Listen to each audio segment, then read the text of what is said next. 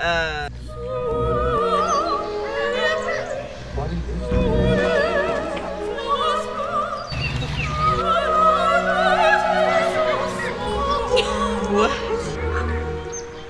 It really is time to prove I am a crazy duck person.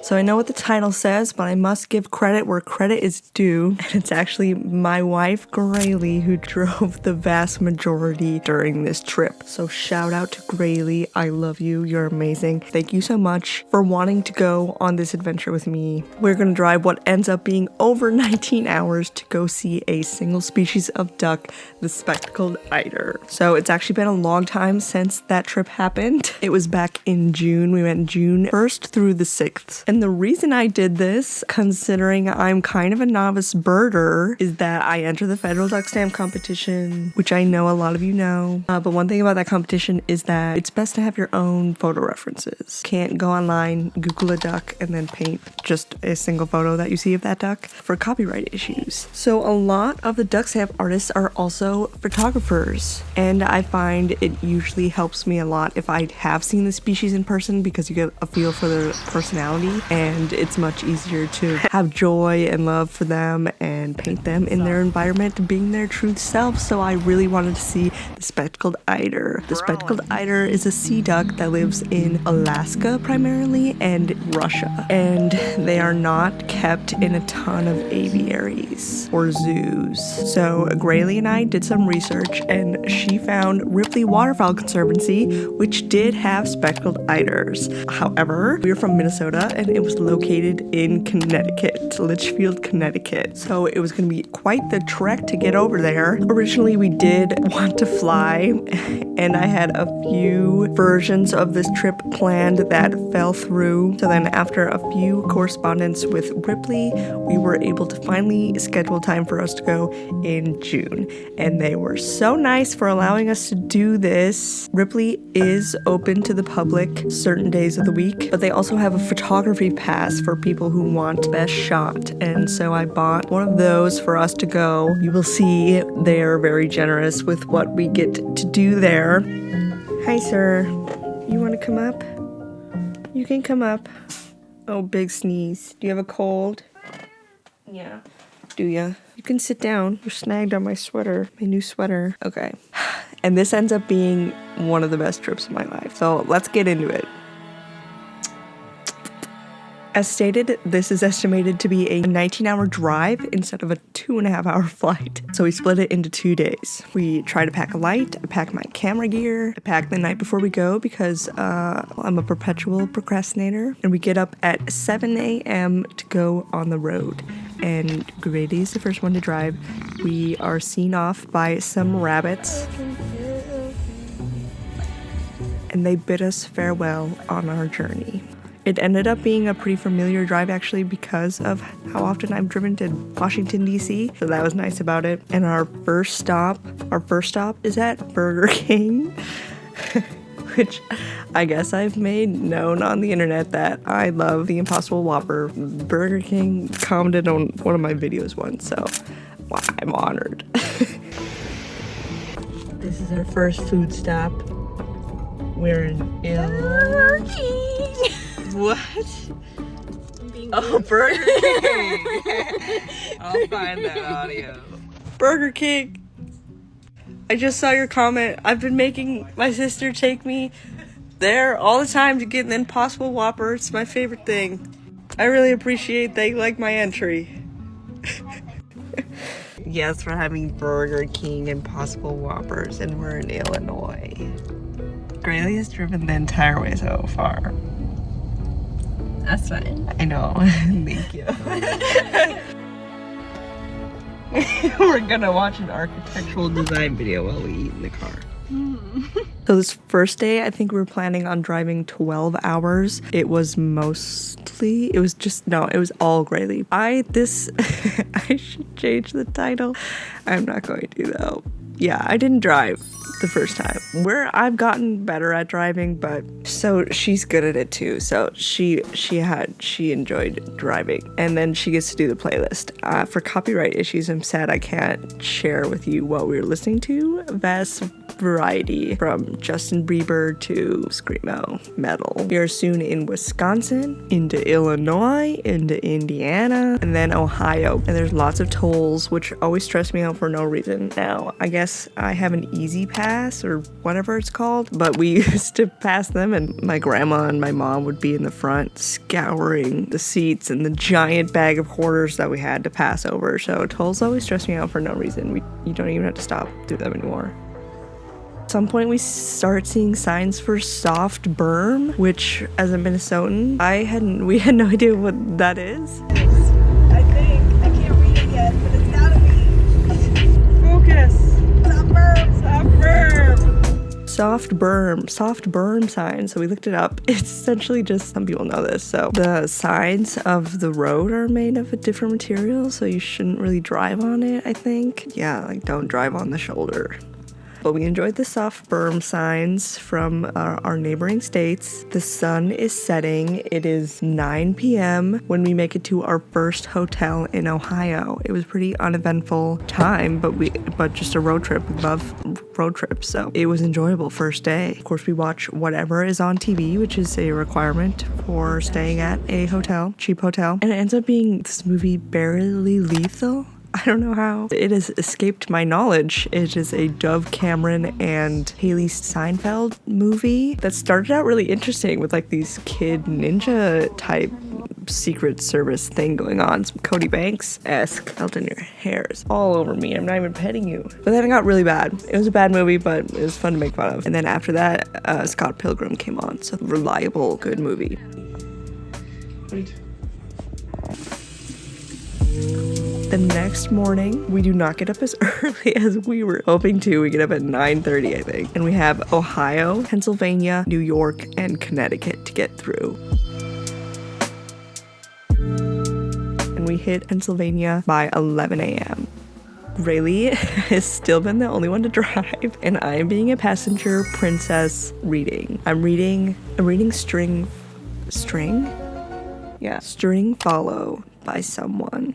I am the slowest reader on earth, and I was so thrilled to learn that I actually can read in a car if it's mostly straight roads. So I got a lot of reading done, and I was quite proud of myself. This book is dark and kind of weird. Ensemble cast says part of it in second person, and there's like this dark entity sweeping over a small town. I kind of recommend if you like that kind of thing. At 3, we stop for breakfast and to admire the gas stations. I love gas stations. I love to see the variety of gas stations. I do like that. It's even pinker than I thought. Mm-hmm. They got funny stuff. They got ugly stuff. Love it. And then by 5:30, I'm gonna drive. Graylee's had, oh God, Elton. By 5:30, it's my turn. This was a mistake on our part. But first we discuss groundhogs. Gather in Gobbler's Knob. Gobbler's Knob. Watch as an unsuspecting furry marmot, he's suspecting at this point, is plucked from his burrow to predict the weather for the rest of the winter. I don't really remember why. It must have been time for Groundhog Day or something. Florida!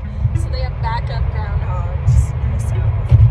But what is a groundhog? They don't trust Punxsutawney. Because Punxsutawney Phil only has a 39% success rate, apparently, at this time. Rough. Are gophers and groundhogs the same animal? Despite their similar appearances and burrowing habits, they don't have a whole lot in common. Punxsutawney Phil has a bad track record, I guess. Oh, I think it's because I thought I saw a groundhog, but then I was like, groundhogs are big. That was not a groundhog. And we do later learn it's not a gopher either. It was a ground squirrel. I saw ground squirrels for the first time on this trip. Rayleigh buys an enormous jug of water. And then I continue to drive. And this is when we start to realize the signs that we were seeing are looking quite familiar. I read off a town name and I'm like, why do I know this town name in Pennsylvania? I don't know towns in Pennsylvania. And we realize we have been driving in the wrong direction. Graylee's driving again because I drove 2 hours in the wrong direction. But we're matching. It makes me sound like a bad driver, but I know. It was mostly my fault. It was collective. We didn't put the pieces together. And I didn't want to put this in the video because I felt so stupid, but it's been months now, and now it's just funny. Yes, the only time I drove on this trip was 2 hours in the wrong direction. And yes, I am pretty directionally challenged. Do not ask me a direction. I will not know, and I will not get you there or myself there.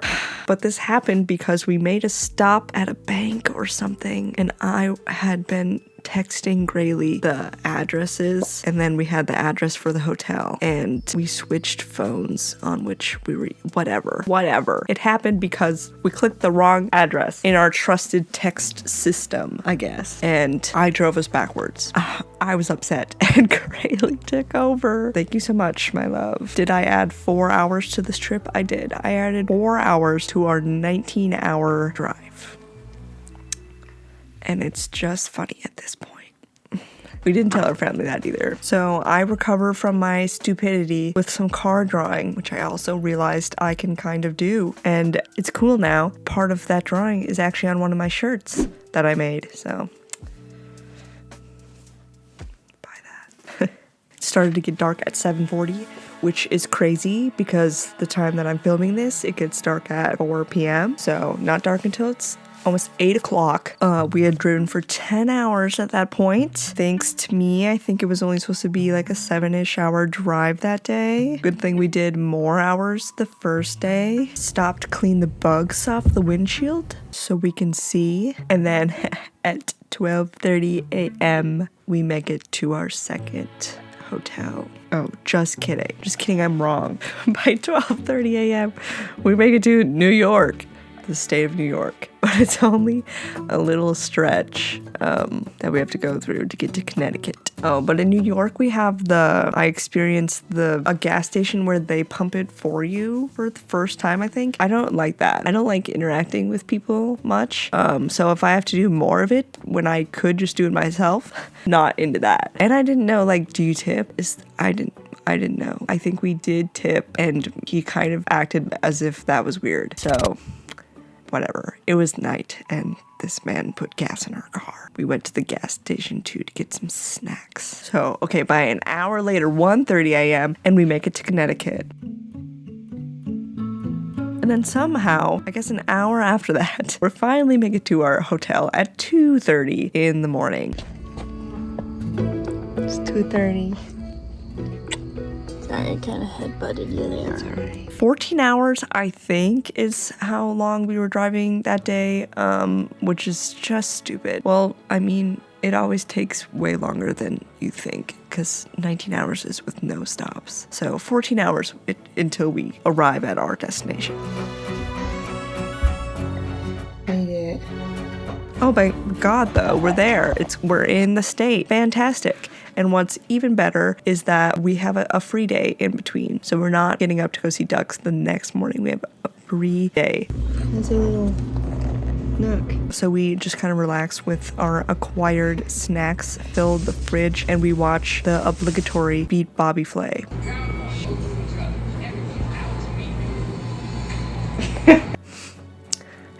So you can long for all the food you can't have at the mini fridge. Although we are up at 8 a.m. the next morning. I don't really know why, but we did. 5 hours of sleep, I wrote down, perhaps. It's not that bad. The free complimentary breakfast, one of my favorite things ever. And then we first go to a bookstore that was actually really hard to get to, so confusing, in a giant building. But once we got there, it was super cute and had a bunch of stuff. And we were there for a good chunk of time looking at books. There was these fish, these rude fish that I really liked, condescending fish. I did not record what I got, nor could I tell you. Graylee got a book about making books, so yeah. and then we are hungry and we go to Rosie Tomorrow's, which was kind of a confusing name, but it was super cute. We're in, I don't know what town we're in, but it's a really small Connecticut town. Also, the vibe from Connecticut, I kept saying, I would say, oh, it's really nice, super cute, and then other people would like act like it wasn't. They were like, yeah, I guess. Like, did I just talk, like maybe Connecticut's pretty conservative and I just talked to liberal people or something? I don't know. I was like, I could not get a feel for how people felt about their state, but Connecticut was cute and there was pride, more pride than I was expecting there to be there. Even the street signs are cute. But later we met this unicorn. Lovely to meet her. Except for we were there to get ice cream and then it wasn't open. Constellation unicorn. I did not buy this cup and I loved these owls. And then the day is past, it's golden hour and we need some provisions. So we go to the trusted Target. And my wife, well, I'll say it. Grayley is a preschool teacher, so we're gonna go to Target with the bajillion gift cards she receives for the end of the year. Thank you, parents. I love you. She got us covered. And now, fun fact that I teased months ago and never explained was how Puffcorn got his name, my Spectacled Eider, for the 2024 duck stamp that I am making this trip for. Puffcorn. It's because the states in the East don't have puffcorn, to my knowledge, to my looking. Very sad to realize that puffcorn isn't over in these states. I haven't found puffcorn at any gas station and now not in Target. We have definitely looked every time. Gotta bring my own. I stopped in New York and Connecticut and maybe Pennsylvania as well. And I wanted some puffcorn, this brand of puffcorn. They didn't even have not this brand of puffcorn. I could not find puffcorn anywhere. So I brought the puffcorn to Connecticut. And that is why I named Puffcorn. It was very disappointing at the time. I think I got like Skinny Pop or something, which is also good, but not the same thing. Oh, these more than those.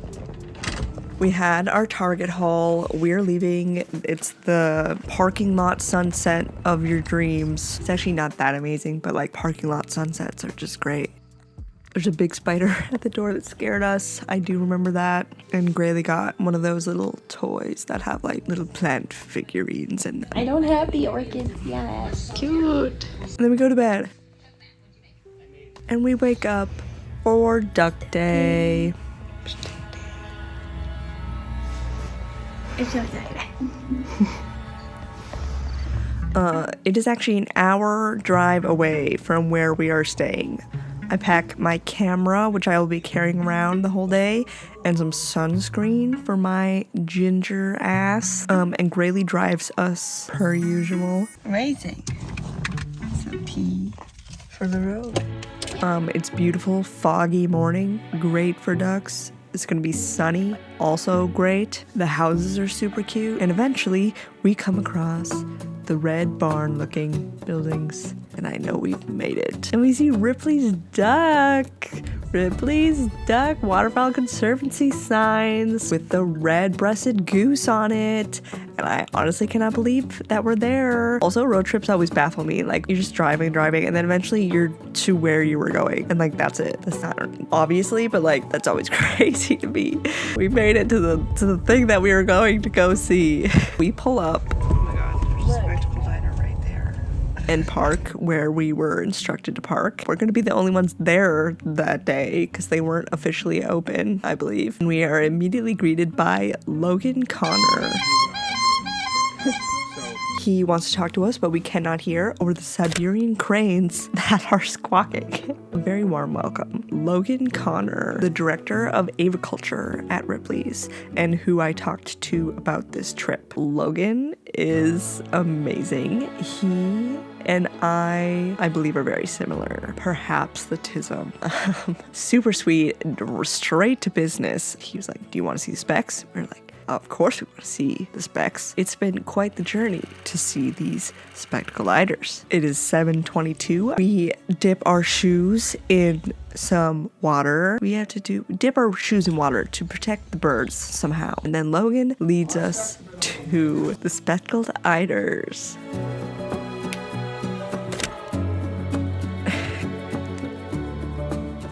Stay clear of the nest if you can. One is behind that bush, and then the log, something right there. Yeah. Right to the side of that was another. I actually showed you a video last night. The male was on the nest. You know, I'm just so thrilled that this happened. Oh my gosh, they're so pretty. I had hoped this water was crystal clear 10 minutes ago, but I'm in disbelief. They are absolutely beautiful, and we get to go in the enclosure with them, and they're like literally 5 feet away from me. Graylee is giddy. We're giddy together. Logan explains where we can and cannot walk. It's also baby season during this time, so there's some nests in the back. I wonder if she's old. I mean, we didn't walk around anyway, but like, don't go over by the nests, obviously. And the spectacled eiders are just flapping and bapping around in the water. They are having a grand old time, and they don't really care that we're there. Right there? Yeah. You know, and they are so dorky and funny. They are like nothing I would have expected. They make funny noises.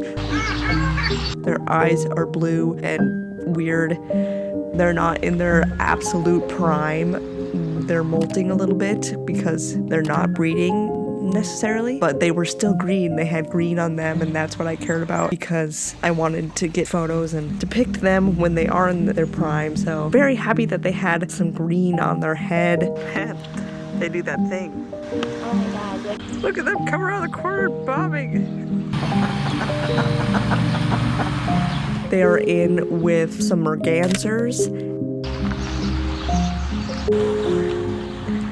Well, this is just beautiful. And the nene geese, the Hawaiian geese, they were incredible to see. They were very endangered at some point. I think they are recovering now, partially thanks to places like Ripley. They were gorgeous. Their necks are so fluffy, and they were kind of intrigued by us. They cared more that we were there, I think. Yeah, but these guys are the bouncers. Not getting past them. The mergansers were just a few swimming around. Logan did say that they were the best moms. Mergansers are the best moms. Spectacled eiders aren't the best parents, apparently. So mergansers will raise other species babies as well, I think. And there were some long-tailed ducks, and I don't think I'm gonna say it right. Pied avocet bird with the really long snoot, bill, beak thing. They were super cute. They hung out in the back. Logan had told us to get there early in the day because apparently spectacled eiders are also pretty lazy. And well, during the summer for sure, because it's so warm and they are sea ducks in the cold ocean usually. So they swam around for like 20 minutes and we watched them the whole time they were in the water. I took a bajillion photos as expected. The conditions were really nice. And then after that 20 minutes, they all started gradually getting out of the water and pruning their feathers for a nice nap. They were gonna nap. And I'm really happy we got there early enough to see them moving around, swimming around in the water. It was great. They are quite special to me now. They're very spectacular. And I know more interesting things about them than I do about the good duck. Can't believe it. They're beautiful. They're so pretty. As they start to sleep, Graylee and I are still in disbelief to be sitting next to a sleeping spectacled eider. Could not be happier. We spent like literally another 15 minutes just watching them sleep there. They had you clutching your pearls. They did. They were interested in my belongings. And then we decided it's time to see the rest of Ripley's because there's a ton of ducks I have not seen and it's an amazing place. I highly recommend going there. Go there. If you can, go there. So we moved to the next enclosure. Sorry, guys. I'm gonna try to say every duck that we see, and I might pronounce things wrong, just so you know. We see Philippine ducks right away.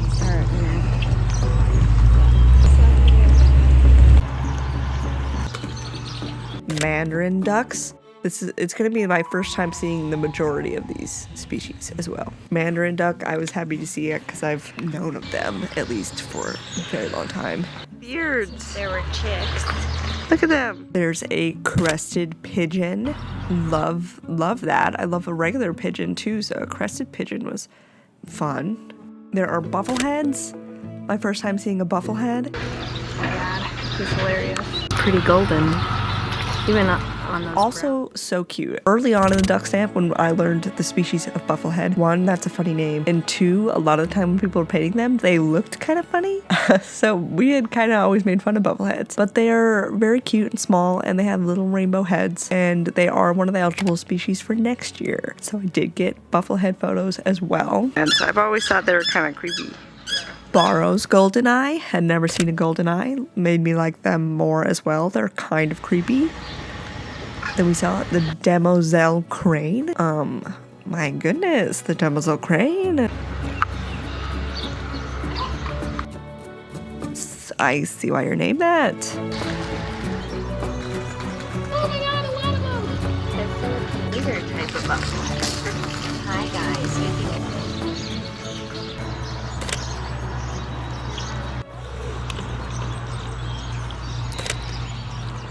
In the next enclosure, they had Bear's pochard, critically endangered species of ducks. Chestnut chest and bright one eye. Male below is. And they were doing well at Ripley, so it was crazy to see one of those. They were really pretty. They had a green tinge to them. There he is. We spent a good amount of time in there. I believe an hour later, we find Logan in the barn working with near the babies. Wow. So cute. And he takes us back to a different enclosure that you can't normally get into. So spoiled, privileged, so grateful for this opportunity. And back there are more spectacled eiders, teen spectacled eiders, teen specs, swimming in a little pond. They were super friendly. I think they were born there, so they were more friendly than some of the other ducks. Elton. So they got pretty close to us. They were super cute.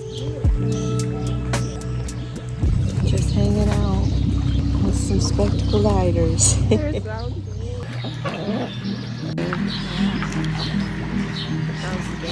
Right here.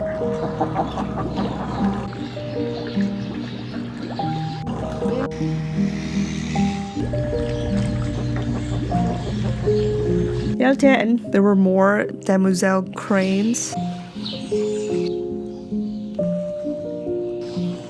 There's a West Indian whistling duck. Whistling ducks are one of my by far favorite type ducks. So was thrilled to see it was my first whistling duck. Elton!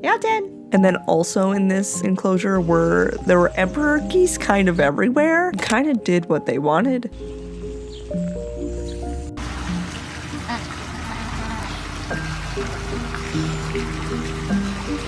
But there were some in with the teen specs. And there was one, I can't tell, I'm gonna call him a guy. There's one guy who's quite intrigued by us, who liked us, who got really close to us, kind of watched what we were doing, and he pecked at our shoes. I'd like to get some pictures of the harlequin ducks, but we will not attempt to bother you.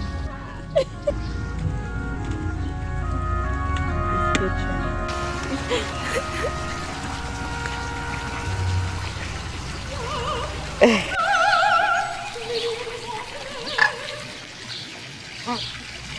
So there's one guy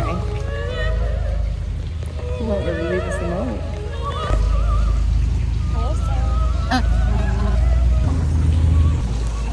It's crazy. We didn't touch them. We just let them do whatever they wanted. So that felt very cool, so special.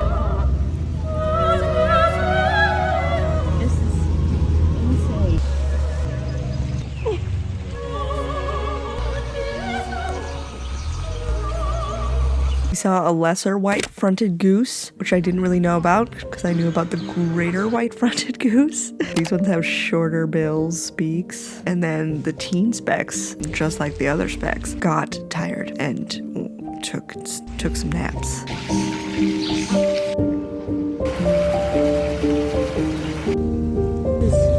Insane.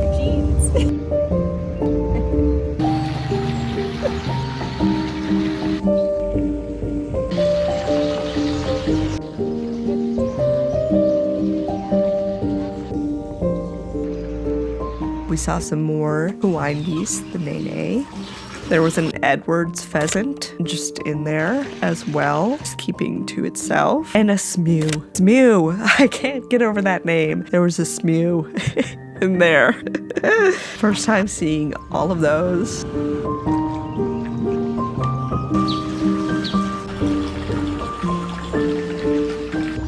I could just spend forever with them. They're very special.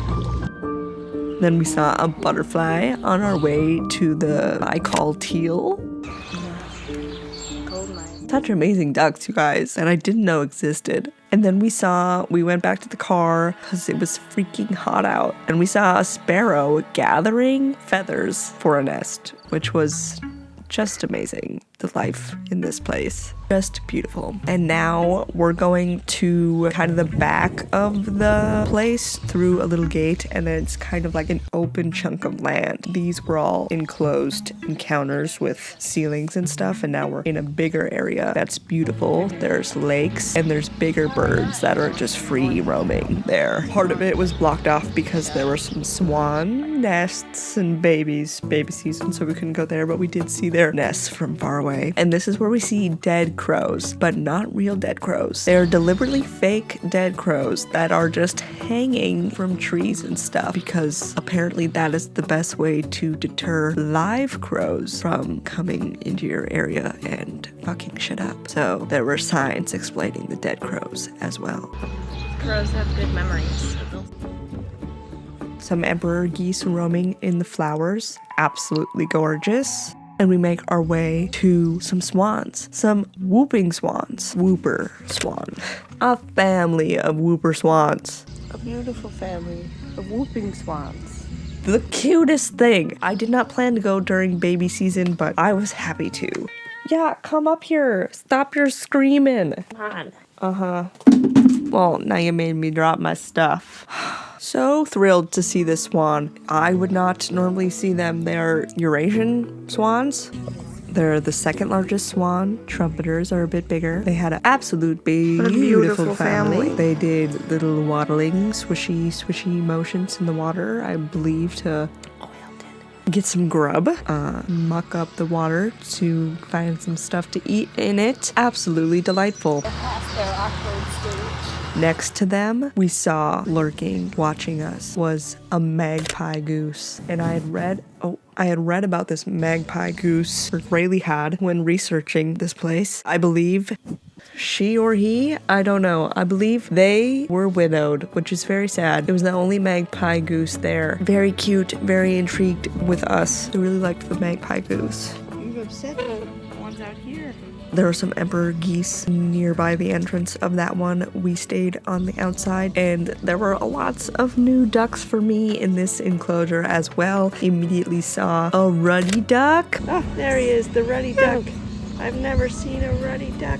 Ah, so cute. My first time seeing one of those, Really? and also an eligible species for next year. I got a lot of good ruddy duck photos. They were in their prime.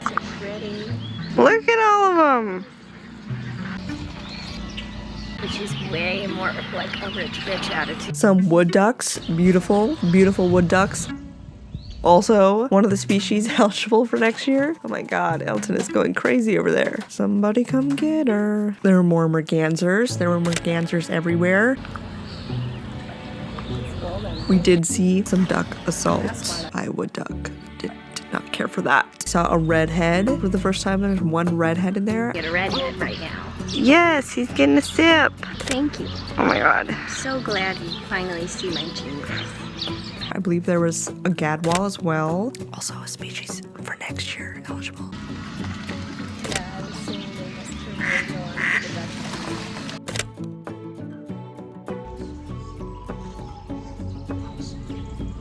Next to them were some trumpeter swans. In the distance, where we could not go because of nests, there was Canada geese and bar-headed goose. Didn't know they existed. Very cute. They're hungry. They're getting a snack. There was a common goldeneye, different from the Barrow's goldeneye we saw before. Spent a good amount of time with all of those birds. A little spin for me. I don't know.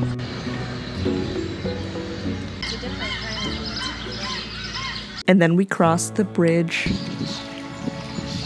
Pardon us. Just gonna cross the bridge. Past the emperor geese to the pheasant tree. The pheasants. The pheasant tree. They had like all of these pheasants. I have video of some, and I don't think I'm gonna say their names right. The Cabot Tragopan, beautiful. The gray peacock pheasant, that one's much more self-explanatory. Gorgina, that purple. And the Temminix Tragopan. The pheasants were gorge, and there were some babies in there. So cute.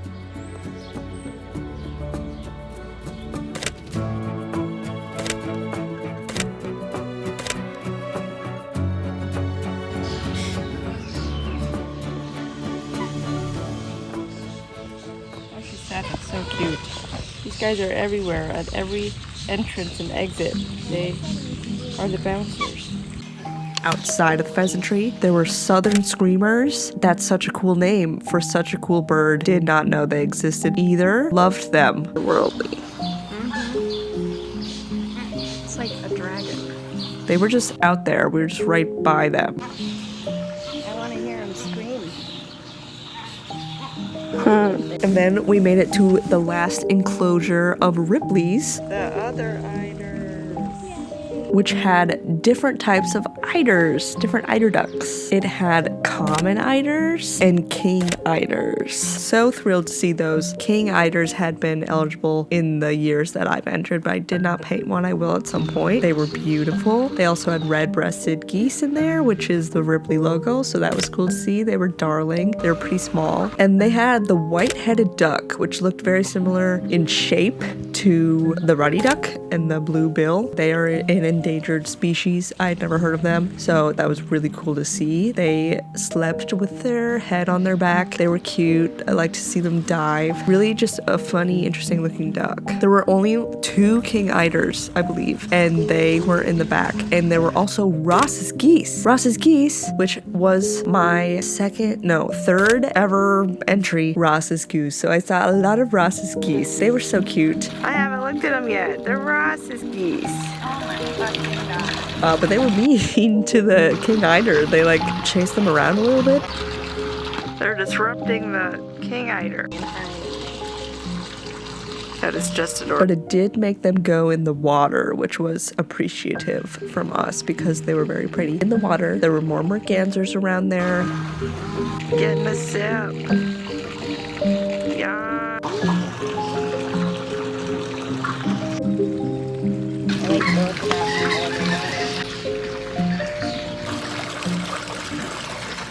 We couldn't go any further than this encounter because there was a East African crowned crane that would have attacked us. Apparently, he did not like that we were over there. Fair. While we were by the eiders, we saw some eider down, which was really cool because I had read a lot about it. It's a very prized feather in linens, down pillows, and stuff like that. And it was super soft and super tenderly cool feeling. It was just, I held some eider down. Eider down. That was just really cool. We did take a little bit of it. And then the eiders, the king eiders, came over and sat close to us on the ground. They were super cute. Sitting down, hanging out. It's open. And their tree can be right here. The common eiders were sleeping the whole time. The eiders are sleepy. Cannot blame them. So we didn't see them do much, but they were very cool nonetheless. I love how they stretch. A little bit confused on who she is. Probably juvenile king eider. They're so cute and small. At that point, we had been there for 4 hours, I think. and we were super hot and tired and hungry, so we make our way back out. We were led by the Emperors. The bouncers are showing us our layout now. Past the Southern Screamers. They're just so cool. And we saw the only mallards we saw there the whole time, which was funny. I was like, oh, look, the common duck. Beautiful regardless. They flew away from us right away. There's a cute little blue-winged teal. I've always kind of stayed away from the teals just because I don't have a ton of photos of them and their feathers look really hard to paint, but I really like the blue-winged teal. It was super cute. I'll have to do one of those sometime. And then we went back to the swans. They had 2 radios out around just playing music. Got the radio going. Absolutely beautiful vibes. And then we decided we must stop back in with the Specs one more time because we came all this way to see them, wanted to see them again. They were mostly napping, they were pruning, they're very cute when they sleep. There were some long-tailed ducks also pruning. She's putting on a show for us,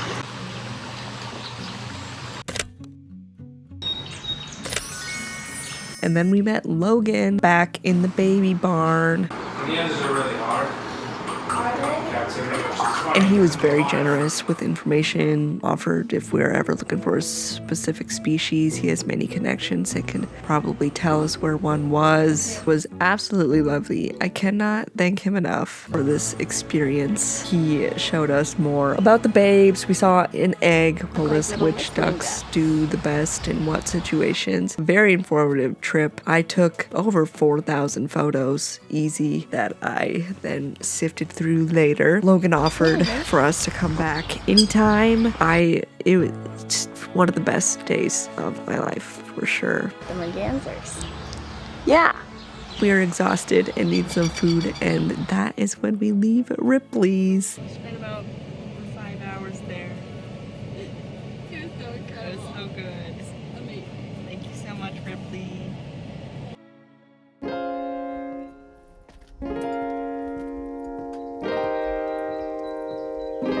Just could not stop smiling. It's so rewarding. And I definitely got the pictures that I needed to make the duck stamp, which was the whole point of the trip.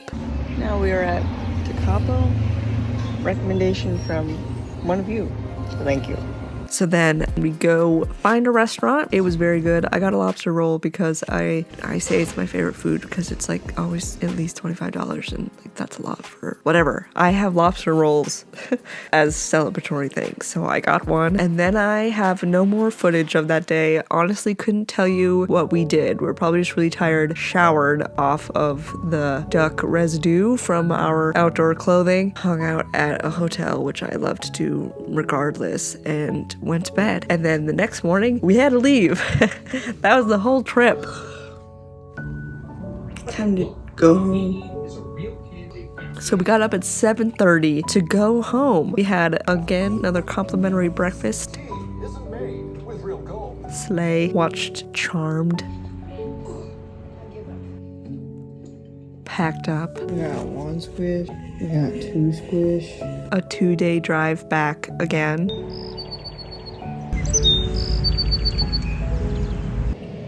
Did you have a good time? I had a great time. It was incredible. Me too. Fantastic. Rayleigh, champion, she drove her huge back into New York, back into Pennsylvania. I read more of my book. It's 11 o'clock by the time we reach Pennsylvania.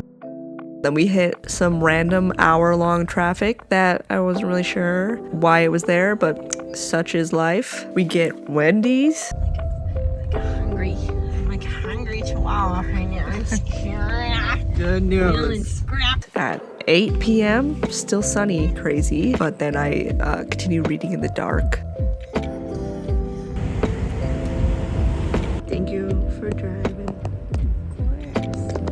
And we make it to our motel at 11:37 p.m. Distant geese. There's a dog show on TV. We watched that. Very good. These mop dogs, Look at these dogs. Look at him standing walking. They're like me, but with dogs. All right, last day. Get up 8:30 a.m. the next day. Bye, Ohio.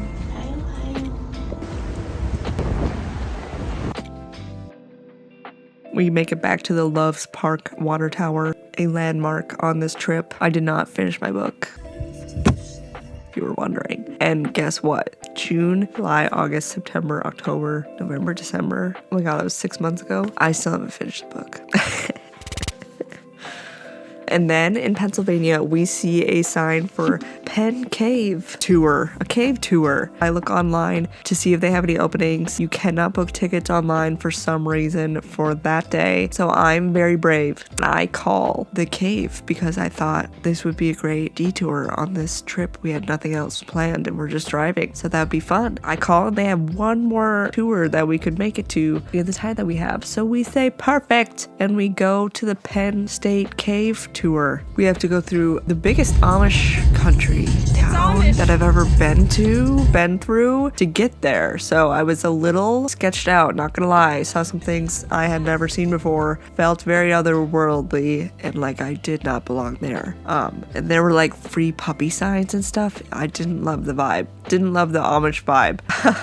Once we get past there, beautiful building for the Penn Cave Tour, and then we see like a cigarette dad and a little boy, and we love that. We feel right at home. We are good and safe now. And perfect stop for us. This is quite literally our vibe. The cardinal. Love the gift shop. A bear, you know. So happy this worked out. We go down into the cave area. Very steep. Everyone's having a good time. Cigarette dad and said son is on the tour with us. They're entertaining. Caves, gorgeous. Highly recommend doing a cave tour. It was on a boat. There were fish in the water, pretty lights, gorgita, 10 out of 10.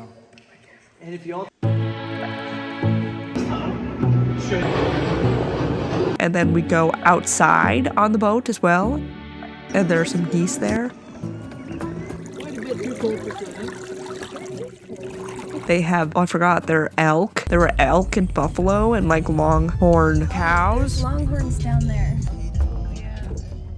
When we drove in there, just a little gem I did not expect to find. Had a grand time. Got a penny souvenir that I like to get, which is always 51 cents, by the way. You always have to have 2 quarters now instead of just a penny. Bought a sweatshirt. Really happy we got to do that.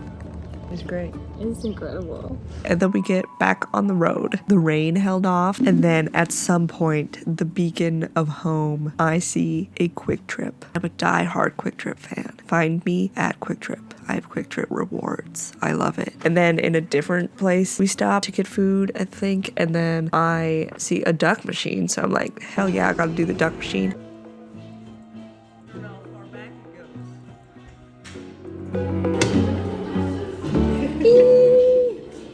Yay! And I get a duck on the first time. I got this sparkly pink duck.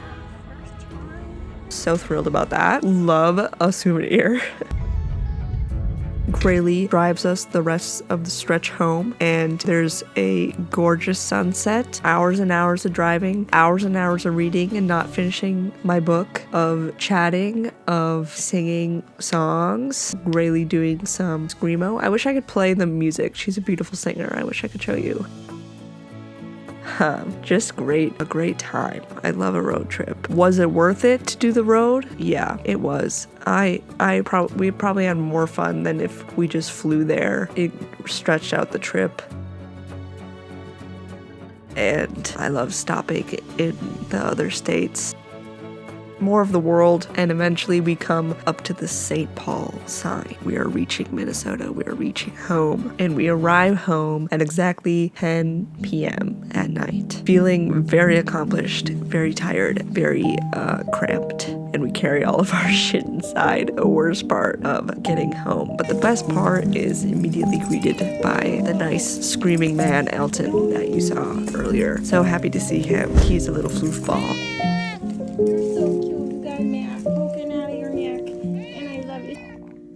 We did it. We did this trip. 19 hours minimum. We made it home again. United States over to go see the wonderful species, the Spectacled Eider, so that I could have a photo, literally a single photo, or a few photos, but like a single photo that I took myself that was good enough for me to make this painting on. And joke's on me. Well, one, I had to go. We had to go during that time, so I had enough time to make the whole painting. Part of the reason I procrastinated was because it was hard to get out there financially and just scheduling wise. Hard to go take a picture of a Spectacled Eider, but it was well worth it, even though my painting did really poorly. Look at the big ones. No, you got one in. Got one in. 1 out of 5 ins. I learned a lot from the process. I can't thank Logan and Ripley Waterfowl Conservancy enough. Please make a trip there. Go support them. They do amazing work. They have an amazing collection of birds. Want him to who? His eyes are huge. And joke is on me. I got to go again. In November, Kes and I taught a duck stamp workshop at the Bruce Museum, which hosted the federal duck stamp last year or this year. So they flew us 2.5 hour flight back out to Connecticut, and it was close enough to Litchfield, Connecticut that we brought Kes to Ripley again. I had enough time to go there again before I made this video. So we've been there twice, and it's worth it to do some research on plumage of the bird that you're trying to see. If you're trying to see a specific bird, they were in different plumage. We saw specks in their most beautiful prime plumage. The second time we went, ruddy duck was not in good plumage. I mean, they're still super cute, but they weren't orange and blue. They were mostly just gray. But thank you to the Bruce Museum for letting us do that as well. Had an amazing experience. I honestly just cannot believe it. This is my life. I would certainly drive 19 hours. I would drive too. I would drive in the right direction again and again to go see some birds, because this is quite a special process to me, and I had the best time ever. And I'm using some of the photos that I took at Ripley for my entry next year, and now I'll have photos for years to come of some of the species, and that is very important. So thank you for coming on this trip with me. I hope you have a lovely day. I hope you check out birds.